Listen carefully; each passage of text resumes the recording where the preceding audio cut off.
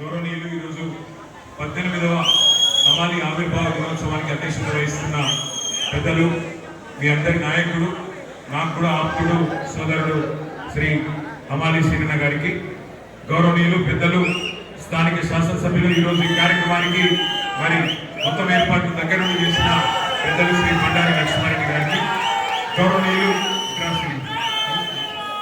గౌరవనీయులు మరి ఈ హమాలి సంఘానికి గౌరవ అధ్యక్షుడిగా ఉద్యమం నుంచి కూడా మిమ్మల్ని ముందుకు నడిపిస్తున్న పెద్దలు అన్న మాజీ మంత్రివర్యులు శ్రీనివాస్ గౌడ్ అన్న గారు, గౌరవనీయులు పెద్దలు, మొన్ననే జరిగిన పార్లమెంట్ ఎన్నికల్లో మన అభ్యర్థిగా పోటీ చేసిన మీ ఉప్పల్ నియోజకవర్గ సోదరులు, మీ అందరికీ ఆప్తులు పెద్దలు శ్రీ రాగిడి లక్ష్మారెడ్డి గారు, జనగామ మనం మన్నించాలి భువనగిరి పార్లమెంట్ నుంచి మన అభ్యర్థిగా పోటీ చేసిన గౌరవనీయులు పెద్దలు అన్నగారు శ్రీ శ్యామ మల్లేష్ అన్న గారు, గౌరవ వేదిక పైన ఉన్న మా పెద్దలు బీఆర్టీయూ రాష్ట్ర అధ్యక్షులు శ్రీ రాంబాబు యాదవ్ గారు, గౌరవనీయులు శ్రీ సోమశేఖర్ రెడ్డి గారు, గౌరవనీయులు శ్రీ దేవేందర్ రెడ్డి గారు, గొల్లూరి అంజయ్య గారు, కొత్త రామారావు గారు, ఇంకా వేదిక ముందున్న మా గౌరవ కార్పొరేటర్లు మా ప్రభుదాస్ గారు, మా సాయి శేఖర్ గారు, మా పదాల గీతా ప్రవీణ్ గారు, ఇంకా నేను మా గంధం జ్యోత్స్న నాగేశ్వరరావు గారు, ఎవరి పేర్లు మర్చిపోయిన వాళ్ళందరూ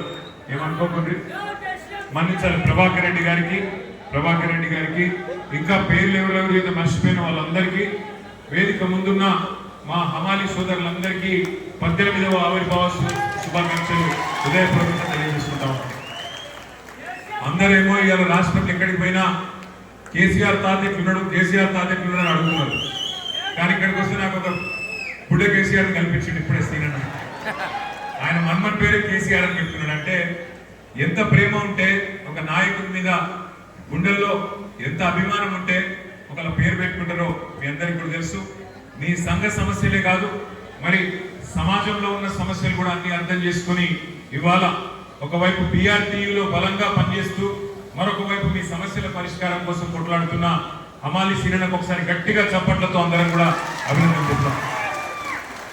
ఒకసారి సీనన్న మన కార్మిక విభాగం మీటింగ్ వచ్చి ఆ మీటింగ్ లో మాట్లాడిన మాటలు నేను మొత్తం కేసీఆర్ గారికి చెప్పిన. ఏం చెప్పిందంటే, అన్న నా బిడ్డకు పెళ్లి చేసినప్పుడు నేను అక్కడ మన భువనగిరి ఆలేరు ప్రాంతంలో ఇంతతో జాగమిన గుట్ట దగ్గర జాగమిన ఆ రోజు గింత రేటు వచ్చింది.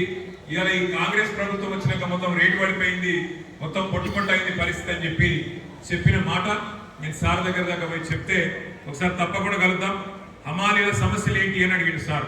అంటే నేనేం చెప్పినా అంటే, సార్ హమాలీల సమస్యల గురించి నేను కూడా అడిగితే సమస్యలు ఉన్నాయి, మొత్తం పోలే, కానీ కేసీఆర్ దయతోని 8 రూపాయలు ఉన్న రేట్లు 26 రూపాయలు చేసుకున్నాం, 250% పెంచుకున్నాం.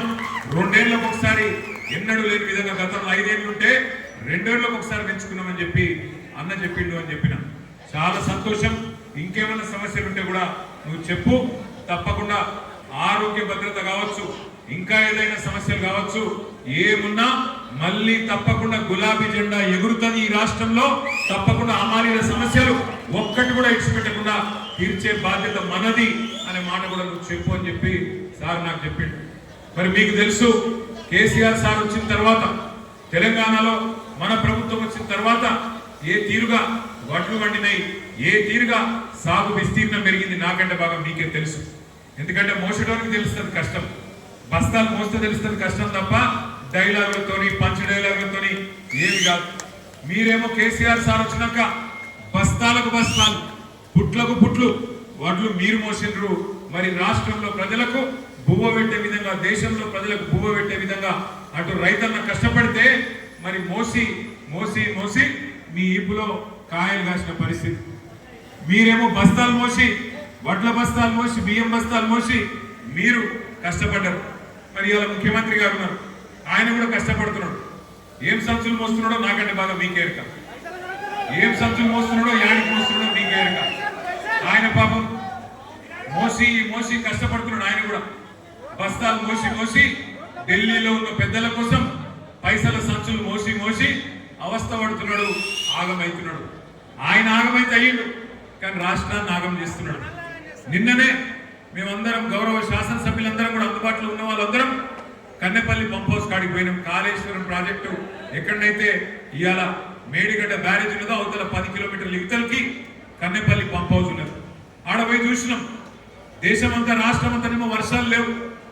మొత్తం 33 జిల్లాలలో 26 జిల్లాలలో వర్షాభావ పరిస్థితి ఉన్నాయి. వర్షం తక్కువ పడ్డది, రైతు మొగులు దిక్కు చూస్తున్నాడు. కానీ అక్కడ పోతే 1,00,000 క్యూసెక్ల నీళ్లు కిందికి పోతున్నాయి. ఎందుకంటే KCR sir project Kaleshwaram project ఎక్కడ కట్టిందంటే మొత్తం ఎక్కడన్నా సరే కరువు ఉన్నా వర్షం లేకపోయినా గోదావరిలో ఏ పాయింట్లనైతే నీళ్లు ఉంటాయో ఒక పాయింట్ దేవులాడి లెంకులాడి అక్కడ ప్రాజెక్టు కట్టిండు. నిన్న అక్కడ పోయి చూస్తే 1,00,000 క్యూసెక్ల నీళ్లు కిందికి సముద్రంలోకి ఉత్తగానే పోతా ఉన్నాయి. అందుకే నిన్న పోయి అక్కడ విజ్ఞప్తి చేసిన రాష్ట్ర ప్రభుత్వానికి, అయ్యా ముఖ్యమంత్రి గారు, నీకు మా మీద కోపం ఉంటే కేసులు పెట్టుకో, నీకు మా మీద కోపం ఉంటే ఏమన్నా చేసుకో, కానీ మా మీద కోపం రైతుల మీద తీయకు. ఇగో పంపు దగ్గర కన్నెపల్లి పంపు దగ్గర 1,00,000 క్యూసెక్కులు కిందికి పోతున్నాయి. ఆడ నువ్వు చేయాల్సిందల్లా 2 పంపులు చాలు చేస్తే చాలు, మొత్తం రాష్ట్రం అంతా సుభిక్షంగా అవుతుంది కాళేశ్వరం ప్రాజెక్టు వల్ల. దయచేసి ఆ పని చెయ్యు అంటే చేస్తలేడు. ఎందుకంటే ఆయనకు తెలుసు, ముఖ్యమంత్రి గారికి ఆయనకు తెలుసు, నీళ్ళు ఇచ్చినాం అనుకో యూరియా ఇయ్యాలి, మరి యూరియా ఇస్తే పంట పండుతుంది, పంట పండితే మరి మళ్ళీ పంటలు కొనాలి, పంట కొంటే మద్దతు ధర ఇవ్వాలి, మద్దతు ధరిస్తే మళ్ళీ బోనస్ ఇవ్వాలి. ఇక సపరేట్గా ఈ లొల్లెంత ఎందుకు, నీళ్లు లేకపోతే ఏ లొల్లి లేదన్నట్టు ఇవాళ నీళ్లు ఉండి కూడా పంటలను ఎండబెడుతున్నాడు, రైతులను ఇవాళ తొక్కుతున్నాడు ఈ రాష్ట్ర ముఖ్యమంత్రి రేవంత్ రెడ్డి. కోరేది ఒకటి, మీకు కూడా ఆకలి అవుతుంది, నాకు కూడా ఆకలి అవుతుంది, ఎక్కువ పరీక్ష పెట్టాం. ఒకటి నేను మిమ్మల్ని కోరేది, రాష్ట్ర అధినేత, రాష్ట్రాన్ని నడిపే వ్యక్తి సద్బుద్ధి కలిగిన వాడైతే, మంచి బుద్ధి కలిగిన వాడైతే రాష్ట్రంలో పేదలు కానీ పెద్దలు కానీ అందరు సంతోషంగా ఉంటారు. రాష్ట్రంలో హమాలీలు కానీ లేదా మిల్లు యజమానులు కానీ అందరు సంతోషంగా ఉంటారు. 10 ఏళ్ళు మనం అదే చూసినాం కేసీఆర్ గారి ప్రభుత్వంలో. రైతు బాగున్నాడు, అట్లాగే పారిశ్రామికవేత్తలు బాగున్నారు. కరెంటు బాగుంటే పారిశ్రామికవేత్తలు బాగుండే, కార్మికులు బాగుండే, అంతా సుభిక్షంగా ఉండే. కానీ కొంత ఏమరుపాటుతోని, కొంత మరి మన చిన్న పొరపాట్ల వల్ల మనం అధికారం కోల్పోయినాం. బాధపడేదేం లేదు. ఇంతకుముందు సీరణ చెప్పింది కరెక్ట్, అధికారం పోతే పోయింది కానీ ప్రజల్లో మమకారం తగ్గలేదు. అధికారం పోతే పోయింది కానీ వాళ్ళ కొన్ని వాస్తవాలు మనకు కూడా తెలుస్తూ ఉన్నాయి. కుండ వలిగితే వలిగింది కానీ కుక్క ముద్ది తెలిసిందని ఎవడు మనోడు ఎవడు పగోడు మనకు కూడా అర్థమవుతా ఉన్నది. ఎవరైతే ఇవాళ ఈ కష్ట సమయంలో కూడా మనతో నిలబడున్నారో, 18వ ఆవిర్భావ దినోత్సవం చేసుకుంటున్నాం మేము. హమాలీలో మా గుండెల్లో కేసీఆర్ పెట్టుకున్నాం, మీరు రావాలి అని చెప్పి పిలుచుకున్న మా హమాలి సోదరులకు మీ రుణం తప్పకుండా తీర్చుకుంటా, మీ ప్రతి సమస్య పరిష్కారం చేసే బాధ్యత నేను తీసుకుంటా అని చెప్పి విజ్ఞప్తి చేస్తా ఉన్నా. సీనన్నకు కూడా నేను చెప్తా ఉన్నా, ఇట్లే గట్టిగా ఉండండి, మిమ్మల్ని చేయగలిగింది ఏమీ లేదు. సరే మా మీద 2 కేసులు పెడతాడు, మీ మీద కేసులు పెడితే ఏమవుతుందో ఆయనకు కూడా ఎరికే, ఈ సాఫ్ అవుతుందని తెలుసు. అందుకే మిమ్మల్ని ఎవ్వడు ఏమీ చేయలేడు. ఐకమత్యం ఉండండి, గట్టిగా ఉండండి. ఇంకొక 2 ఏళ్లలో తిరిగి కేసీఆర్ గారిని ముఖ్యమంత్రి చేసుకుందాం.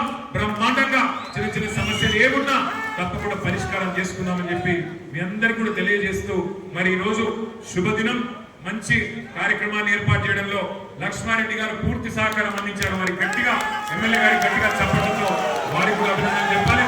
అట్లాగే మా గౌరవ కార్పొరేటర్లు అందరూ వారు కూడా ఇవాళ ఇక్కడ హాజరై మీ పట్ల ఉన్న ప్రేమను ప్రకటించినందుకు గౌరవ కార్పొరేటర్లకు, సీనియర్ టీఆర్ఎస్ నాయకులకు అందరికీ కూడా ఒకసారి గట్టిగా సపోర్ట్లతో అభినందనలు చెప్పాలని చెప్పి తెలియజేస్తూ, మా హమాలి సోదరులందరికీ మళ్ళొక్కసారి ఆవిర్భావ దినోత్సవ శుభాకాంక్షలు తెలియజేస్తూ, జై తెలంగాణ, అన్ని పిడికిలు లేవాలి, జై తెలంగాణ, కేసీఆర్ గారి నాయకత్వం, హమాలి సీనుల నాయకత్వం,